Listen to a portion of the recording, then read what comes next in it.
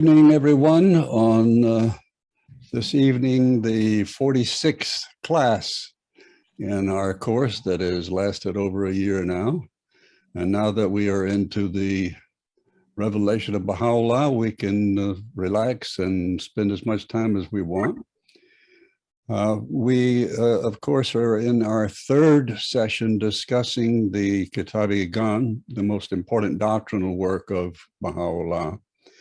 And we are into the sixth part or sixth section. Remember, I made that distinction last time, of part one, and that is the book itself is divided into two parts by Baha'u'llah, and the outline that I have made for available for everyone is divided into 8 sections for part 1 and 12 sections for part 2. And again, to repeat for those of you who may not have been in the classes before, the premise of part 1 is to explicate, on the part of Baha'u'llah, to explicate the 3 verses from Matthew to show how the language of scripture is symbolic and figurative. And if you don't understand that poetic nature of the language, you're going to miss the advent of the manifestation and the proofs too. Now, on the one hand, the second half is on the nature of the manifestations, what their capacities and stations are. I'm going to say stations plural because they have 2, as we will discover. But it ends with, most importantly, you can divide them in several ways, but 4 main proofs of the manifestation, that they are who they say they are. But we're going to find tonight, as we go into section 6 of part 1, that this interpretation by Baha'u'llah of the verses from Matthew are also proofs of the manifestation. In fact, his whole premise here is to demonstrate, as we've said before, to the Muslims that if they had understand how to read the prophecies of Christ in Matthew, they could have taught the Christians that Muhammad fulfilled those. And so Baha'u'llah shows how Muhammad fills each one of those. But some of them, such as in section 6, we're going to find are applicable to every manifestation. So let me share my screen and go to the beginning of the discussion 3, class 46. We are approximately, we are here in part 6, as you can see right here. Another prophetic verse associated with the advent of a manifestation concerns the signs that herald the event. And then shall appear the sign of the Son of Man in the heaven. And that's a quote, of course, from Matthew. And so part 6 deals with, you could say it's a proof, it's a prophetic sign. And so he's explicating in part 6, section 6, I'm going to get those mixed up. And then shall appear the sign of the Son of Man in heaven. Well, what is that sign and what is the heaven and so on? And so he explains that. First, by this is meant that when the power of the previous dispensation is diminished, in other words, when it's time, when the old religion is no longer sufficient for the people in a new age, and the time is ripe for a new revelation, there shall appear a star in the heaven prior to the advent of the prophet. So he's going to tell you that there are 2 proofs or signs, if you will, of the appearance of a new manifestation. And they're both in the heaven, one in the literal heaven, which is a literal sign, and one among men, which is more figurative than literal. So he explains first then is some celestial phenomenon, literally, if a star appears. And so he says the second meaning of the sign in the heavens is that an individual will arise immediately prior to the revelation to announce the imminence of revelation. And of course, that is, there are two of those individuals with the Bab, and then the Bab himself is the forerunner of Baha'u'llah. Several examples from previous dispensations will illustrate these twofold signs which occur with the advent of each prophet. And he gives you examples. Some you may not be familiar with. Of course, we're all familiar with the Star of Bethlehem and so on. But some of these you aren't familiar with. You may wonder, well, where does he get this information? And as we've seen before, he gets it whenever he needs it directly from the sources. So you don't have to wonder, is he right about this or not? So the first he mentions is Abraham. And then again, these things in parentheses, these numbers are the page numbers. He's discussing Abraham. And he says, before Abraham, Nimrod had a dream and a star appeared, a herald announcing the coming of Abraham. And we're not going to get into these because it's kind of meaningless, but you can see how our previous studies during the past year, we're going to rely on the information we've gathered along our path, along this journey, and we'll refer back to it and build on it. Moses, soothsayers told Pharaoh of a new star that signified the conception of a child of great import. A sage consoled the people of Israel with the news of a forthcoming leader. And of course, the people of Israel at this time were enslaved in Egypt. And then, of course, the Star of Bethlehem, the Magi followed the star and came from the east. They were Zoroastrians, and they came to Herod, who was the prelate at that time, and asked him where they might find, he was king at that time, where they could find the king of the Jews, as if he would know. And so, of course, he proceeded to have the firstborn children slain and so on. John the Baptist, of course, was the forerunner of Christ. So you have the Star of Bethlehem, the literal star in the heavens, and then you have the star, the individual stars in the sense of immaculate individuals. Mohammed, the same thing. Signs appeared in the heavens. 4 men successively announced the joyful tidings of the advent of Muhammad, and then he appeared. The Bab, the astronomers announced the appearance of a star, and this will take you, and it'll be, of course, on your slides. The source is very interesting because it gives the whole story. Many of you are familiar with this, but if you're not, click on that hyperlink when you get your slides, and you can go read this whole history. But suffice it to say, it was a twin comet, the first that any astronomers have been aware of, and so on. And there's the whole story of how it appeared, and it is one comet, and then it divided into 2. At least I think that's the way it goes. But at any rate, we're not going to spend a lot of time on that, except to say that this sign confirms this paradigm that Baha'u'llah is giving, that you have the star in the heavens, and then you have 2 stars, of course, that foreshadow the coming of the Bab and Baha'u'llah, Sheikh Ahmad and Sayyid Kazim. Now I say they are foreshadowing both the Bab and Baha'u'llah because they talk not only about the arising of the Qaim, which is the Bab, but also the Qayyum, which is Baha'u'llah. So they foreshadow both of these individuals. Okay, now we go to part 7. And now to explain the prophetic signs indicated by Christ about his return in the passage, and then shall all the tribes of the earth mourn, and they shall see the Son of Man coming in the clouds of heaven with power and great glory.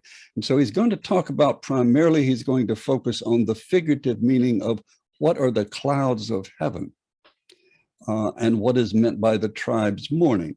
Again, this is part of that same three passages from Matthew.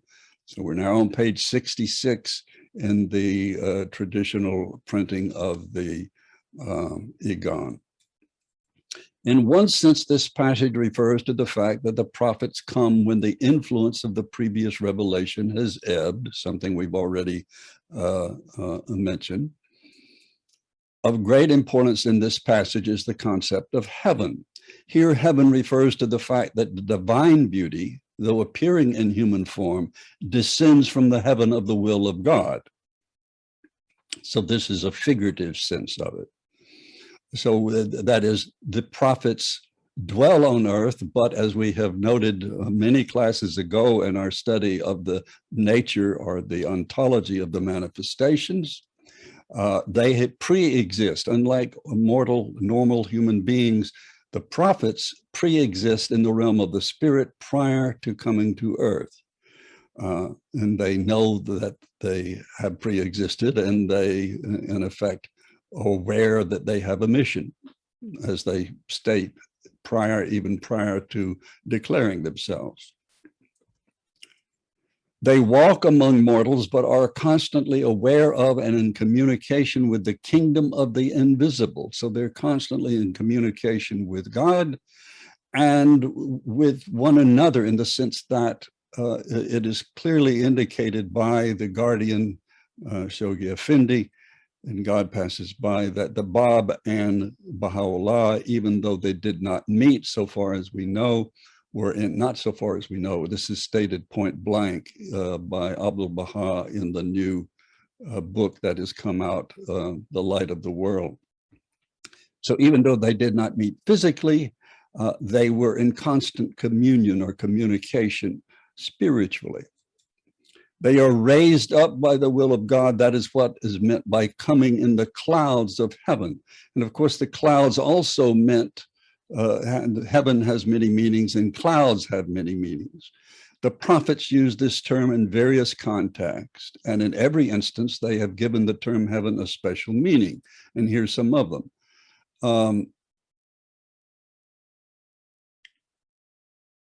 Excuse me, I thought he gave the meanings. But at any rate, it can mean that the celestial realm, or it can mean the heaven of revelation. Let's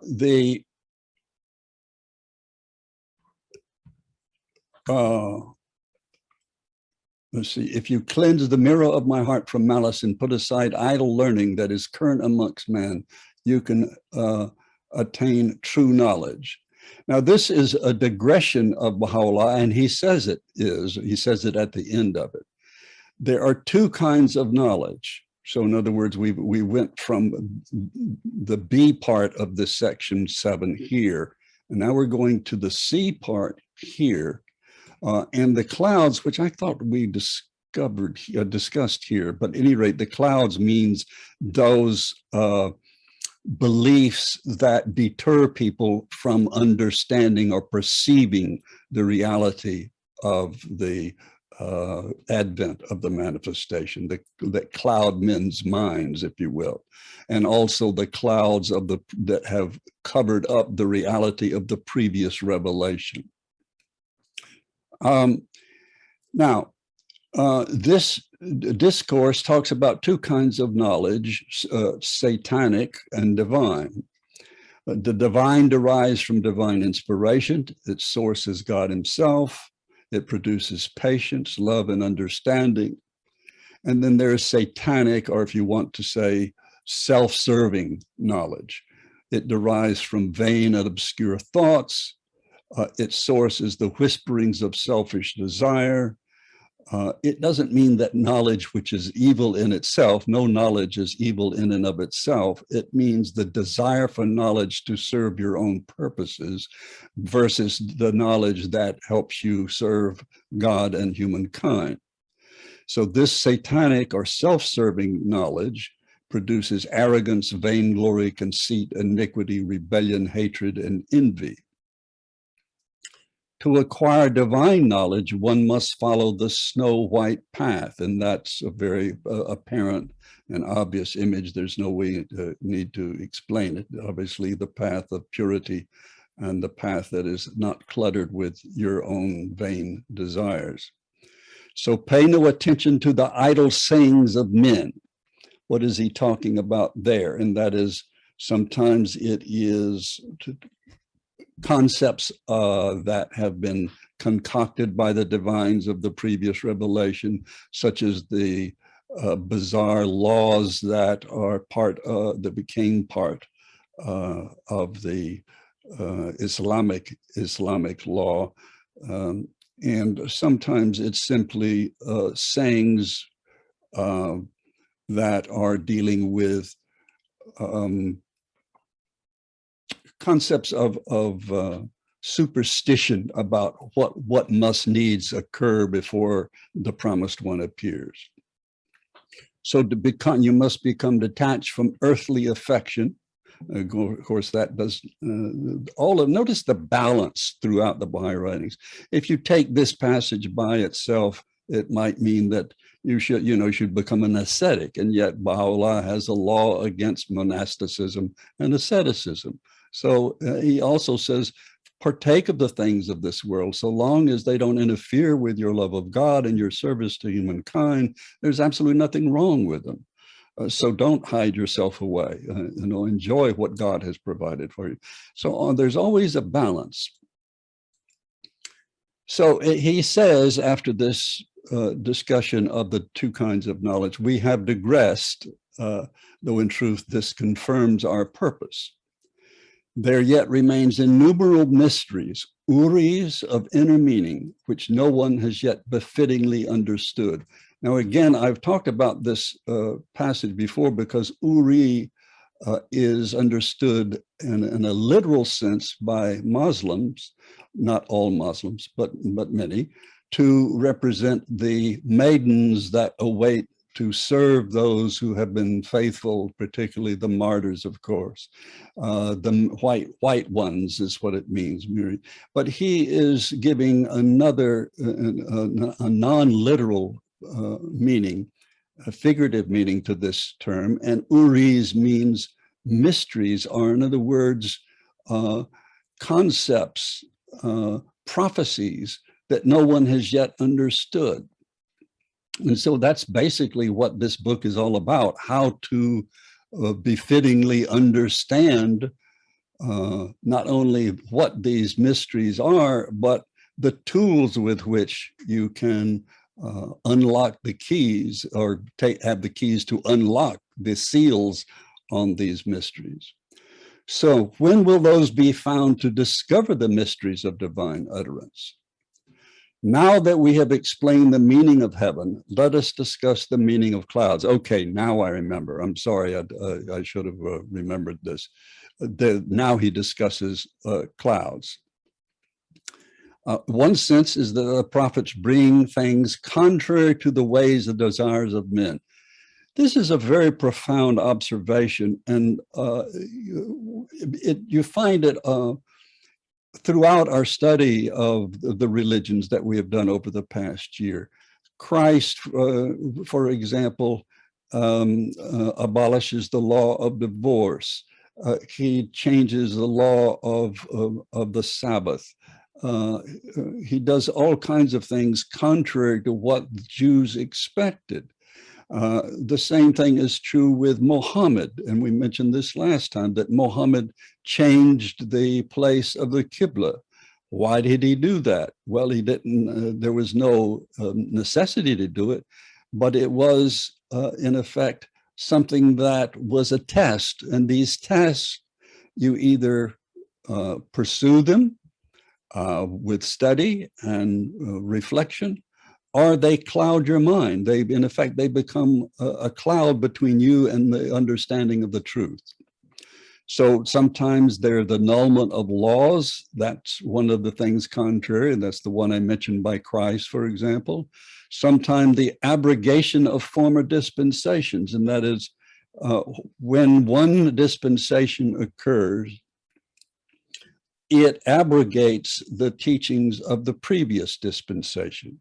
So while there's continuity, and while these manifestations acknowledge the teachings of one another, the new laws, the new revelation, the new heaven and the new earth, as the writings call it, totally replace what has gone before. If you've read the Agdas, or the first part of the Agdas, which is the codification and synopsis of the Agdas, you'll notice how many of the laws are repealing laws and customs from previous religions, whether it be certain things that are forbidden to do or touch and so on, certain actions and so on. So that can be a cloud, that can be a test. So we can kind of use the word cloud in the way he's discussing it here as things that are contrary to what we expect. Exalting of illiterate faithful above the learned opposers. Now, what is he talking about here? Well, it's fairly obvious that the followers, the early followers, the faithful, are not always the most learned. Now, as opposed to previous religions, the early followers of the Bab and Baha'u'llah were extremely knowledgeable Muslims. But some of them were very lowly, and yet they were the heroes and heroines of the faith. So why are they exalted above the learned divines who are the leaders of the previous manifestation? So you have the ulama, the clerics of the Muslim dispensation, who of course are the most inveterate enemies and persecutors of the Bab and Baha'u'llah. In another sense, clouds concerns the mortal aspect or image of the prophet. Now, this is a very, this might be something you hadn't thought of, and that is, we think of people of note, of merit, most often by their appearance, someone who is beautiful, or strong, or powerful looking, and so on. And yet, in almost every case, there's something challenging that clouds us from perceiving the prophet. Of course, with Christ, he was born with of questionable parentage, since he was born of the Holy Ghost. As we said last time, Moses stuttered, Moses was a murderer, and so on. So he seems limited by his human condition. After all, he is a mortal being. He eats, he sleeps, he gets sick. And yet his powers are spiritual. So he eats and drinks. He may live in poverty as Christ did, or in riches. In the case of Baha'u'llah, was born into a noble family. In terms of their glory and abasement, and that is they, of course, may be imprisoned. So their glory is a spiritual glory. They sleep and they wake. In other words, they have all these normal human characteristics. And so you can see why it's a test, particularly for those who are very close to them, particularly family members. So they can say, well, how could my brother be a prophet of God? You know, I've seen him all my life. Why should he have this honor and not I? Of course, this was Mirza Yahya took that approach to his brother, even though his brother Baha'u'llah had raised him and treated him very marvelously. In the same way that clouds prevent us from seeing the sun, so too do these things prevent recognition of the prophet. People wonder how such a person could be sent from God with all power and yet be subject to such trivial things as needing to eat, to sleep, to have water, and so on. And this also is important as to the underlying reason why, as Baha'u'llah said, and as we've noted before, the prophets do not wish to rely on what people regard as the miraculous things they do, because the true miracle of their power is their ability to transform civilization, even though they are imprisoned and tortured, and in cases of Christ and the Bab, executed, and so on. That's the true miracle of what they can accomplish. So the physical miraculous things that they do, and they can do, and sometimes they do, but that's not how they wish to be recognized. It is because of this illusion or cloud of the prophet's human aspect. In general, here's a third interpretation of clouds. Clouds represents changes that come with every dispensation to challenge those who blindly imitate their fathers. So this could be refer back to what we've already mentioned, the changing in laws and so on, but particularly those who are simply following the religion of their forebears. Why? Because that's what they're expected to do. And it's a challenge for them to break away from the family religion. Those of you who have become Baha'is, for example, many of you probably had to face this same challenge of the clouds that clouded your parents from understanding the truth of what you believe you have found. When the prophet, who seems to be an ordinary human, and one of them, arises to abolish every established principle they hold dear, they are veiled from acknowledging his truth. Now, not every principle, but every established principle that is, of course, the spiritual teachings and the spiritual laws don't change much, though how you carry them out might. So, you know, you have the obligatory prayers of Baha'u'llah, but prayer is always a part of every religion. But the physical, social laws, of course, change extremely. They then confidently pronounce the manifestation of God an infidel. It is thus a test for us to pierce these dark veils, these clouds of heaven-sent trials, and again, tests, they're trials, that can hinder us from recognizing the prophet in his human form.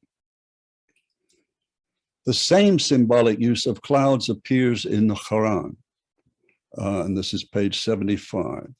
God shall come down overshadowed with clouds. So the coming in the clouds is not only in the New Testament in that verse from Matthew, it's also in the Quran. And if you go to page 75 of the Iqan, you'll get the surah and verse that he is quoting.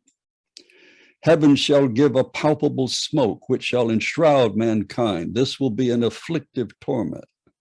The smoke denotes grave dissensions, the abrogation of recognized standards, and the utter destruction of those who uphold these standards.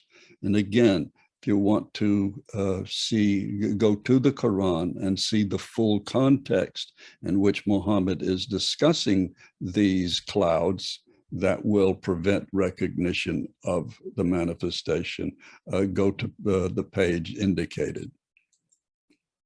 This afflicting torment occurs even now as mankind is tested to recognize this wondrous cause of God. The more they observe its strength, the more they become dismayed. And the they in this case would not just be the generality of humankind necessarily, but of course the followers of the previous revelation. So every time, of course, that Nasiruddin Shah thinks he has finally killed off the religion, he kills off the Bab, kills off 20,000 of the Babis, and has Baha'u'llah exiled first to Constantinople, then Adrianople, and finally to the prison city of Akka, only to receive from that prison city the letter that is the longest letter that Baha'u'llah wrote to any of the kings and rulers. It's an incredible letter.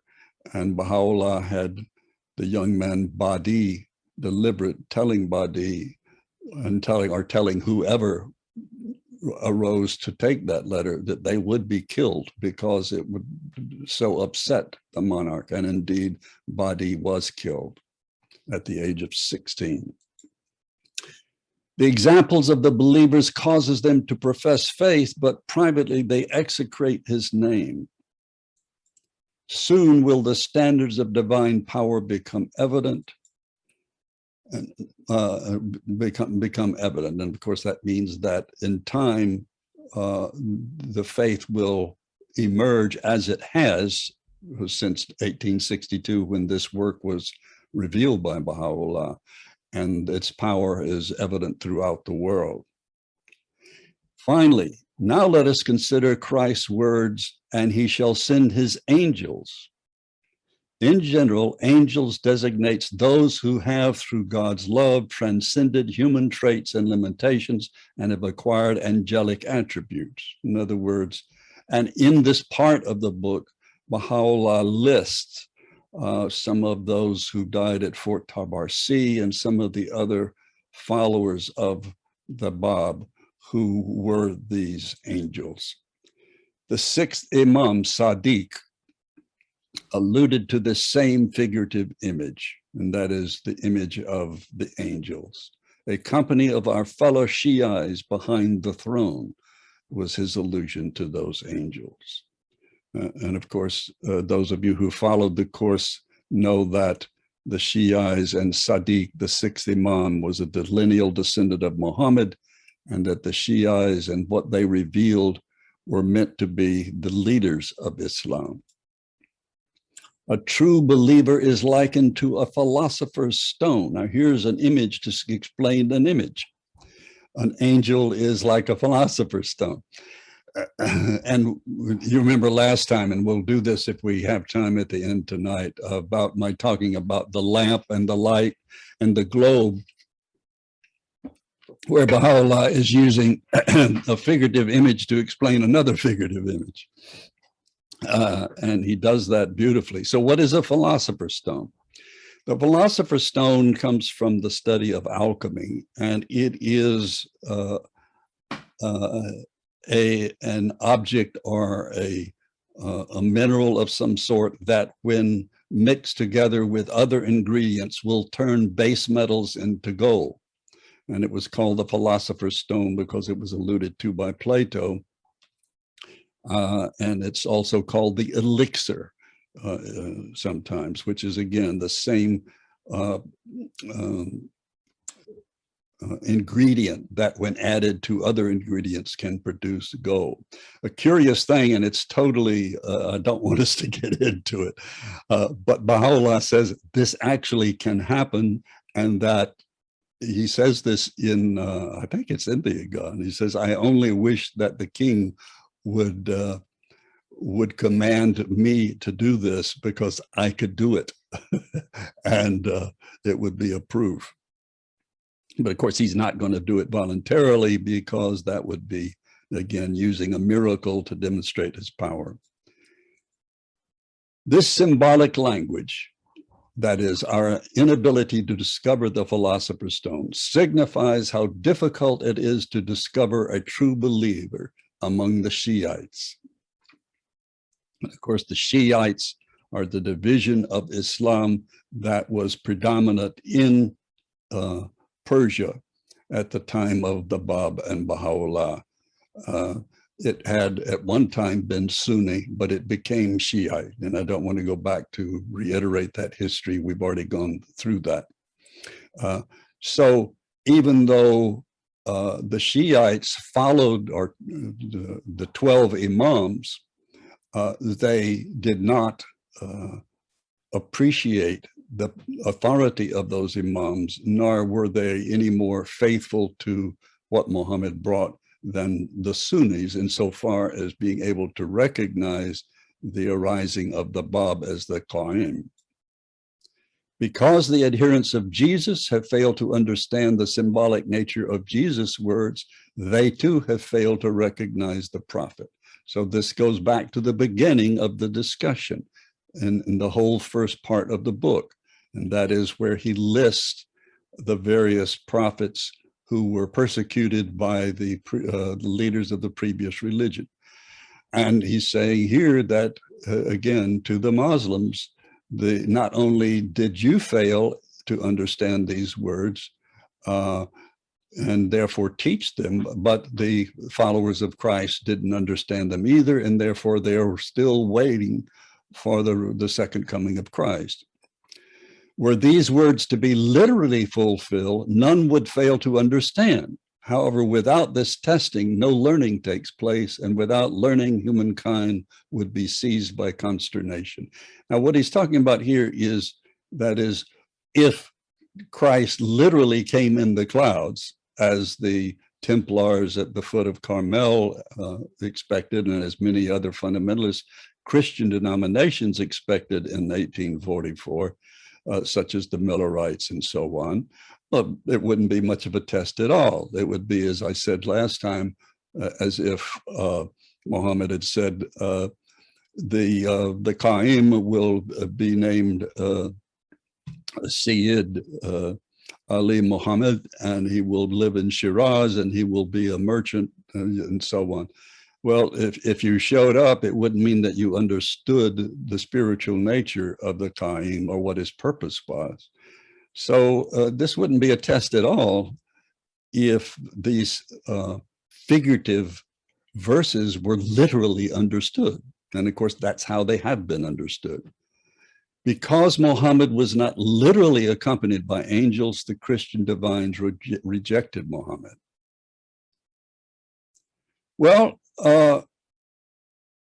finally, we come to part 8, the last part in section. I'm using these terms and confusing you, I'm sure, sorry. But this is section 8. As you can see, here's the whole book, and here's part 1. So we're about to finish part 1. We're on section 8. Because the divines in every age, all right? Because the divines in every age have literally interpreted the word of God, they have deprived themselves of all their people and all their people of God's grace and mercy. And so this is summarizing the whole theme of the first part. Namely, if you want to recognize the prophet, you've got to recognize the figurative nature of prophetic language and the scriptures. If you read the scriptures literally, you will not understand anything. And of course, this is why Christ spoke in parables, and this is why Bob spent so much of his work interpreting the abstruse surah of the Quran, and so did Baha'u'llah.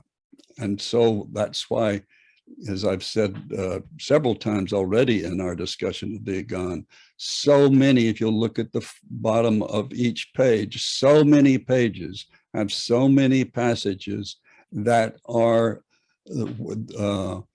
explaining abstruse passages in the surah in the Quran. So it's teaching, if you will, the Muslims not only how they could have taught the Christians, but it's interpreting for them major abstruse passages in the Quran. And in the next part, the second part of the book, he will do it even more emphatically, as I said last time, when he unseals the meaning of things like Muhammad is the seal of the prophets, the one passage that is equivalent to the passage in John where Christ says, if you have seen me, you have seen God, for I am in the Father and the Father is in me, and other similar passages, which if taken literally would mean that that's the only legitimate religion of God. The same thing, if you say literally that Muhammad is the seal of the prophets, it means there will be no prophet after that. But Baha'u'llah will, in the next part, explain exactly what that means in its figurative and purposeful sense. This is a quote from, I think it's a hadith.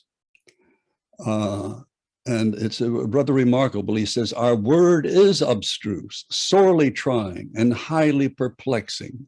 None except for the favorite of heaven, a prophet, or he whose faith in God hath tested, can understand this. So I wish I had printed this, the whole thing as it is, but if you'll look on page 82, you'll see it. Our word, in other words, so he says, acknowledging, you are being tested. Our word, our utterances are difficult. If you weren't tested, then what would your recognition mean?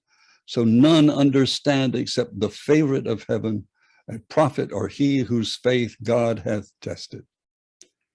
The divines do not fall into any of these categories. And he's talking here, again, every time he uses the word divines, he's talking about the spiritual leaders of Islam and every other religion, whether they be clerics, or mullahs, mujtahids, or whatever, priests, and so on.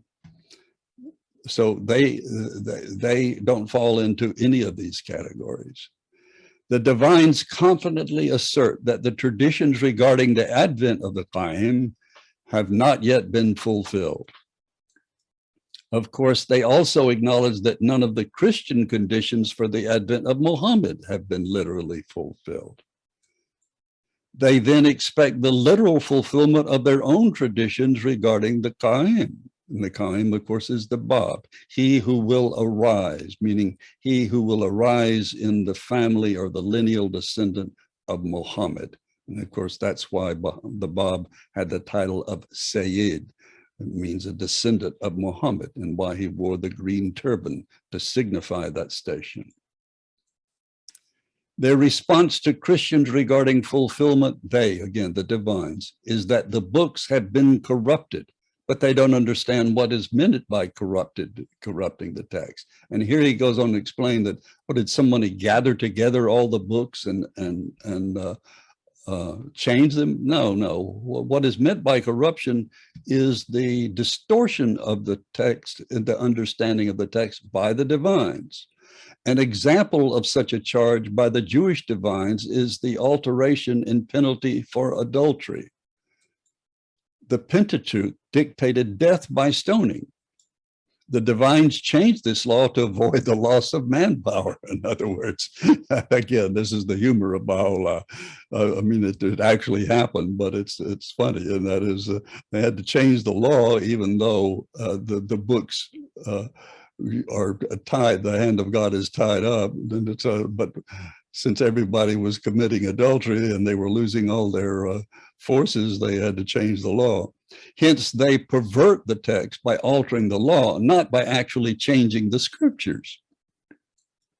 So that's one case where they actually did change the scriptures. The idea that the actual texts have been altered is foolish. It has been spread throughout the world. In other words, the Old Testament and the New Testament spread throughout the world. How could they possibly be gathered together and corrupted? The real meaning is that the texts are interpreted according to the idle imaginings and vain desires of the clerics. The same thing is happening today with the Quran regarding the advent of the next manifestation. And again, this is what is so amazing about the Baha'i faith, insofar as the clarity, respect, and insight it gives to the Quran.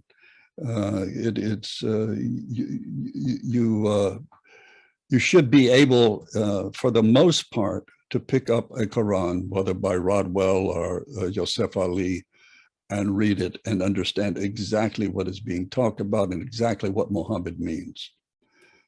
The Baha'i teachings give you that much background, that much foundation.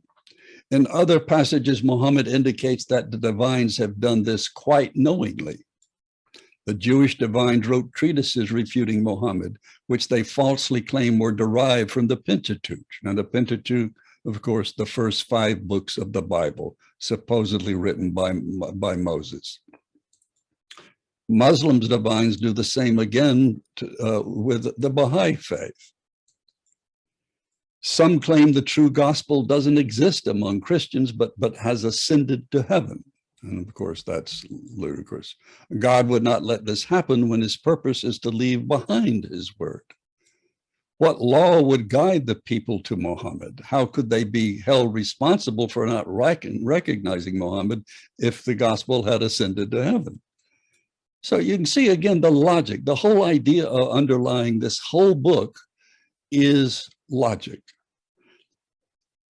Now, when the light of a new manifestation is shedding its radiance upon the earth, it is incumbent upon true seekers to cleanse their hearts from the things of this world in order to behold the truth so clearly that they will need no further proof or evidence. If you attain this station, you will recognize God's sovereignty in everything. If you attain this station, you will realize that nothing is known except the recognition of God. If you dwell in this land, and of course that's figurative, you will understand that the greatest proof of God is the word of God. And he will repeat this as one of the proofs of the manifestations, by the way, in the second part. People of the Bayan. Now he's talking not to Muslims, but the followers of the Bab. Now this is in 1862, where he has been, for the most part, leading the Babis from Baghdad. But not all of them are following him. And when this is prior to his declaration, when he declares himself, of course, some of them will follow Mirza Yahya. So he's talking to them, and he will talk to them more forcefully at the end of the book. And he's warning them, you're going to face the same test of recognizing me. And he doesn't say me, but of recognizing him whom God will make manifest, the one that the Bab prophesies will be the manifestation who will unify the world. People of the Bayan, take heed of all I have said, that you will not commit the same errors when you are tested in the day of God. Now, the day of God is the day of resurrection, but it's really the day of the latter resurrection, something we'll get into in the second part. And that is the resurrection is the appearance of the Bab. The latter resurrection is the appearance of Baha'u'llah, though it's really one event. When he who is the source of all light is made manifest. Now, of course, he's referring to himself.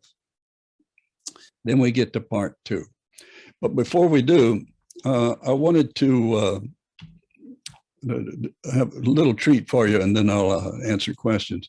Remember last week I said that sometimes these figurative images of Baha'u'llah are so beautiful that it's nice to actually draw them out to depict them. So here is a passage we dealt with from page 61 last class. Therefore, kindle the oil of wisdom, kindle with the oil of wisdom, the lamp of the spirit, with the innermost chamber of the heart, within the innermost chamber of thy heart, and guard it with the globe of understanding. Well, if you read that quickly, it's pretty confusing, it's pretty difficult. But what if you had literally draw it out? And so that's what I've done here. So you've got, on the literal level, you've got a globe, you've got a lamp, you've got oil, and you've got a chamber of the heart. And so the globe, of course, is the glass. If we're looking at an ancient lamp here, though they still make these hurricane lamps. And the oil is contained, of course, in this retainer here. And this little key turns the wick up. And of course, that is what that saturated wick is, the flame, where the flame is. And so you've got the lamp, the light itself, which is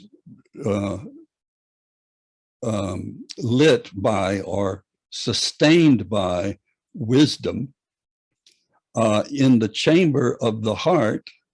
So in the heart or the soul, obviously it doesn't mean literally in a chamber of the heart.